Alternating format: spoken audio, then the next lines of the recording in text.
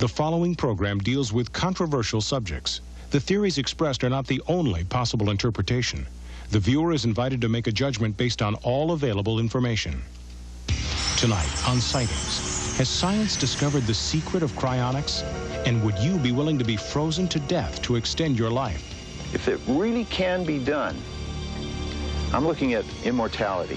And speaking of immortality, does the dead victim of an electrocution still haunt this house? Something got a hold of my hair and lifted me up. Our cameras captured evidence that even we can't explain. Light in the kitchen's going on and off. And an entire town that believes they've shared past lives together. My name is Millie Sproul now, and during the Civil War, it was Honey. At that point, it started to appear. They had large, dark eyes, claw-like hands. I began sensing and knowing and feeling. I do believe in life after death. I mean, I've been there. We have not scratched the surface of what the mind can do. It's a connection with the unknown.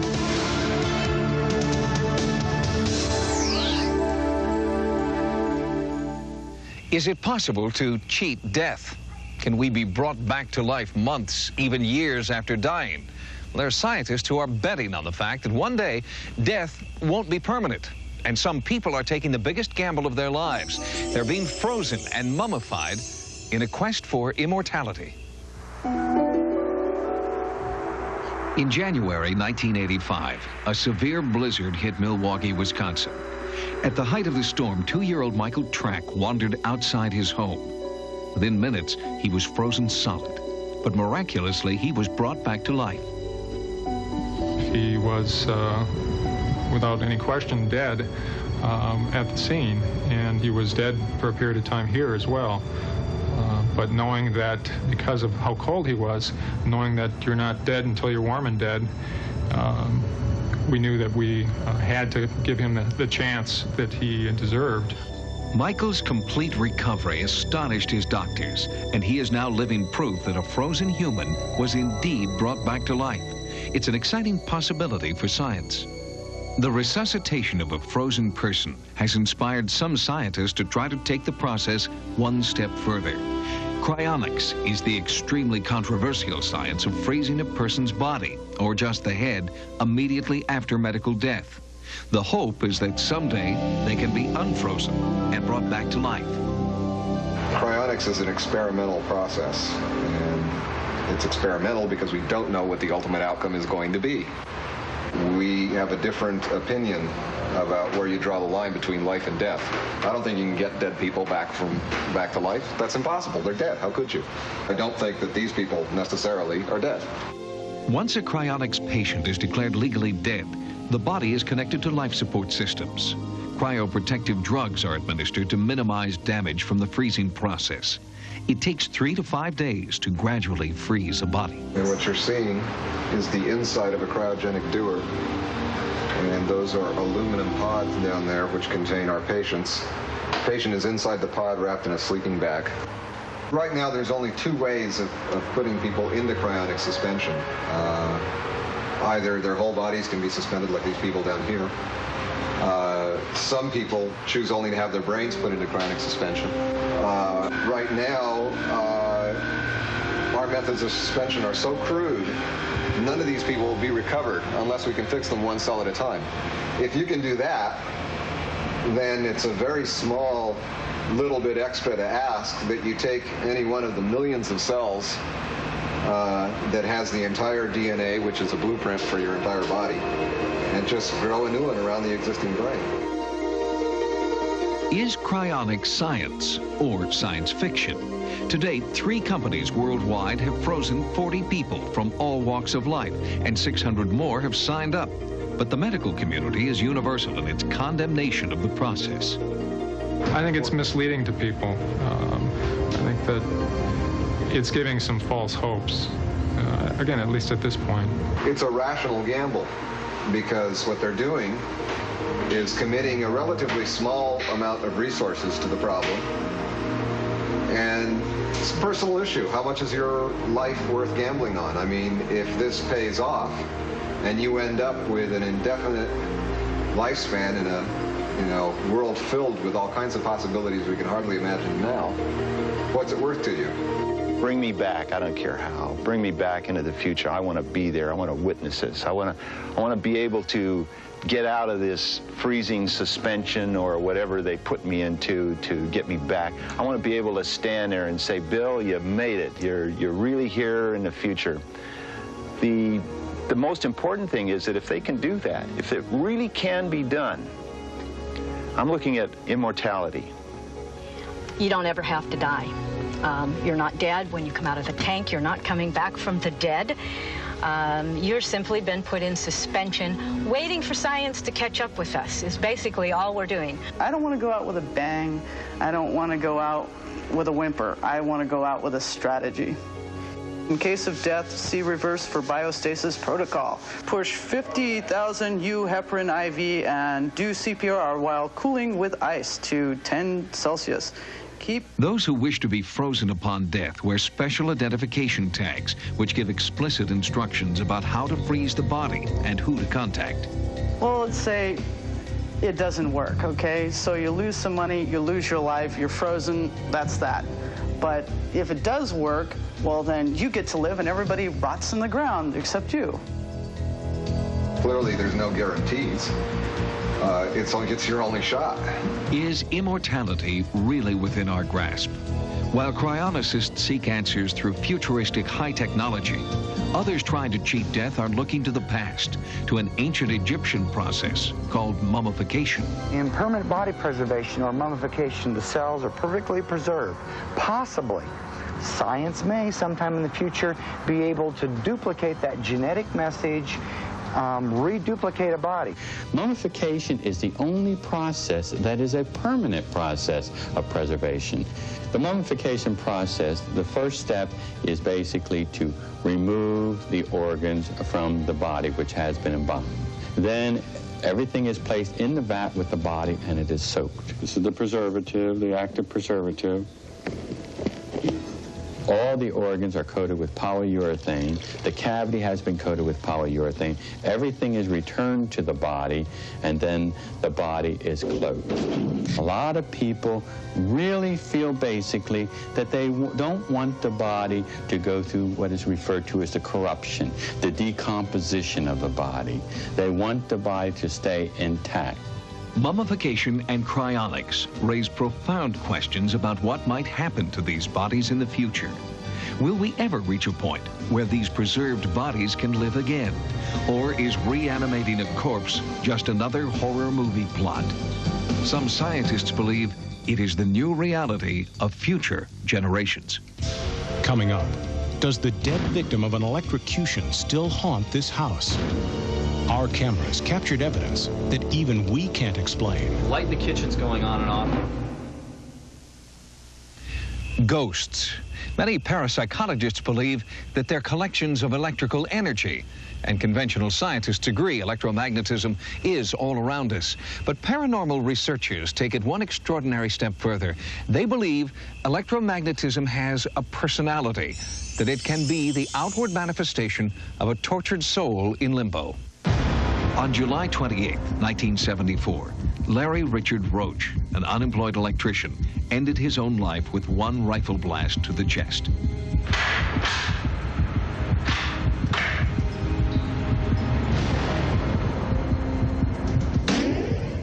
Before his suicide, Larry Roach had been severely injured on the job. Electric shock had left him physically and mentally disabled. He had seizures, was emotionally unstable, and when his wife left him, Larry Roach became despondent and took his own life. Today, near Dallas, Texas, in this quiet neighborhood, a new family lives in the house where Larry Roach committed suicide. It was supposed to be the Lemonis family's dream house. They finally had a backyard for the children and plenty of room. But their happiness has been short-lived. They believe something is trying to force them out. 3 weeks after we moved in, strange things started to happen. I had walked from the dining room into the kitchen, and about then, something got a hold of my hair and lifted me up And I started hollering, Pam, Pam, help me. And she turned around and looked, and she said I was just like a haze all over me, like a glow, like I had lit up. Most of the disturbances in the house seemed to be related to strange electrical energy that had an almost human form. It affected appliances, the telephone, the lights. The phone answering machine played back messages spontaneously. You've reached 642. You've reached 642. Then a frightening apparition appeared in the kitchen. All at once I just felt like something was in the kitchen. I just felt like something was staring at me. And I turned around and I looked and I seen laying on the floor like a whole figure of a man's body. I was terrified. So I got up, and when I did, it just vanished away like it went up into the air in smoke, up into the kitchen light. And the terror only worsened. It started getting worse and worse in the house. It got to where I was scared to stay here. Late at night, eerie footsteps would echo throughout the house. The apparition paced outside the bedroom doors. Then the activity in the house took a sinister turn. Did the apparition want the family dead? I came home one afternoon, and the gas stove had been turned on, and Joe was asleep on the sofa. I came in, smelled the gas at the front door, left the front door open because you could not even walk in, and it really scared me. After this incident, Pam started to ask neighbors about the history of the house. I told Pam something has happened in this kitchen. And she said, well, Mother, I think you're right. So she went to investigating with her neighbors, and they did explain to her that a man had committed suicide in the kitchen. The Lamonases wondered if it was Larry Roach's angry, restless spirit that was tormenting their lives. Desperate to find out, Pam contacted psychics Dwana Paul and Carol Williams. When Pam called me, she was very disturbed. Her voice was shaking. She said, I have someone in my house, and it's a ghost. I did feel cold spots in a few of the rooms, and as we were just sitting there in the living area, I started feeling the tingling sensation that I feel when a spirit is there.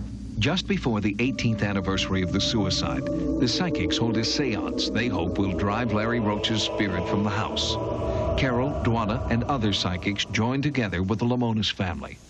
We've come here tonight to bring in the spirit of Larry from this house.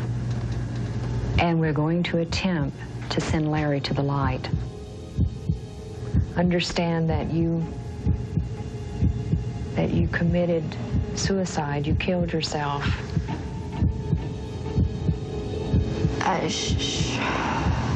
Pull that trigger. A rush of energy fills the room. Pam feels something touching her. He wants to touch my ear. I don't know.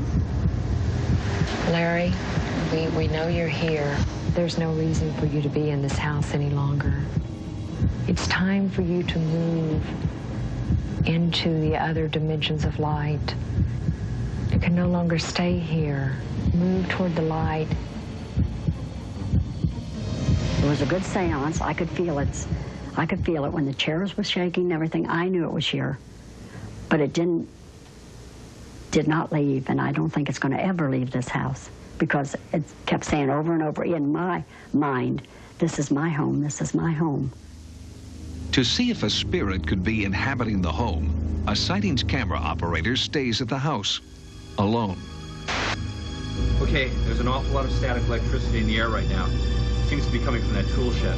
We found out later the tool shed was the last place Larry Roach was seen alive. The dog's barking at something. There's nothing there. 3:30. I just felt something in the air around this area here, in this hall. The flashlight's going out. I don't understand because I just put batteries in it. The light in the kitchen's going on and off, but I'm not touching it. It's 5 a.m. right now. There's a weird smell. I don't know what it is. There's a lot of electricity in the air, more now than before. The warning light on the camera's on. Why are the batteries, Doctor? Larry Roach seems to have made his presence felt, even to our crew member, and the Lamonises still fear the unearthly phenomena in their home. In the coming weeks, we'll return to Dallas for an update. Coming up next, an entire town that claims to have shared past lives together. My name is Millie Sproul now, and during the Civil War, it was Honey. Our investigation uncovers startling evidence of reincarnation. When Sigmund Freud first introduced his theories about the importance of hypnosis, he was laughed at and ridiculed by his colleagues. Since then, hypnotherapy has gradually gained widespread acceptance. But now, a controversial new type of hypnotherapy is once again asking us to look at our lives in an astounding new way. It's the serious study of past life therapy. Even traditional doctors are starting to wonder if hypnotized patients can really recall that they have lived before in a different body. I got involved at first with past life therapy as a seemingly spontaneous or accidental thing. I was chairman of psychiatry, very much academically trained and left-brained. Dr. Brian Weiss is a respected psychiatrist and author of 2 books on past life therapy. No medical organization has come out really and endorsed this. Oftentimes they'll come up to me and say, I've had this marvelous experience, or my patient has, but don't tell anyone. I get that a lot. One startling new case has doctors and hypnotherapists re-examining their beliefs. It all started in the small town of Lake Elsinore, California. Here, under hypnosis, more than 30 people all recalled that they had lived and died together more than 100 years ago. Under the guidance of Marge Reeder, a hypnotherapist for 16 years, Maureen Williamson was the first to speak of this shared past life. There was an incident that happened to me when I was real young, and I was interested in the details. It started initially with a name, and the name I had come up with was John Ashford. She said, oh, he's my husband. Well, that was not her husband's name. And I said, well, where are we? Well, we're in Millboro. In Marge Reeder's practice, it's not unusual for someone to recall a past life, but what happened next startled the hypnosis community. So then she looked at me and she said, I saw Joe back there. And I said, Joe who? She says, Joe Nazarowski. He owned a security office down here on Main Street. Joe Nazarowski came to see Marge Reeder and, without prompting, told stories that were strikingly similar. During the Civil War time, I went to Millboro, and my primary function there was that in the event that the war were to go badly for the Confederacy, to blow up the tunnels so that they could not use those materials against our military. Marge probed deeper with Maureen, and she recalled that even more people from Lake Elsinore could have had a history in Millboro, Virginia. And then she said, I saw Millie back there. Barbara Roberts was sitting in the room, and Barbara wrote me a note and said, ask her if I'm there. And I said, is Barbara Roberts back there in Virginia? She says, yes, she's my mother-in-law. She's John's mother. And from there on out, it just snowballed. Maureen, who was the first to speak of Millboro, brought her husband in to see Marge. Under hypnosis, he recalled that he had been Maureen's lover in Millboro.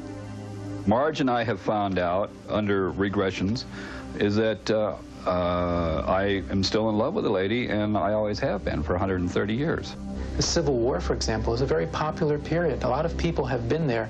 I have people finding their own grave sites. They find their names. They know their way around, and they've never been in that area before. So this is extremely possible, probable, and I applaud this research. This is the type of thing that more people should have the courage to do. Marge Reeder has documented the first case of mass regression in her book, Mission to Millboro. As amazing as these stories are, skeptics argue that Marge was somehow influencing her patients unconsciously. So we decided to go on our own mission to Millboro for evidence of this shared past life.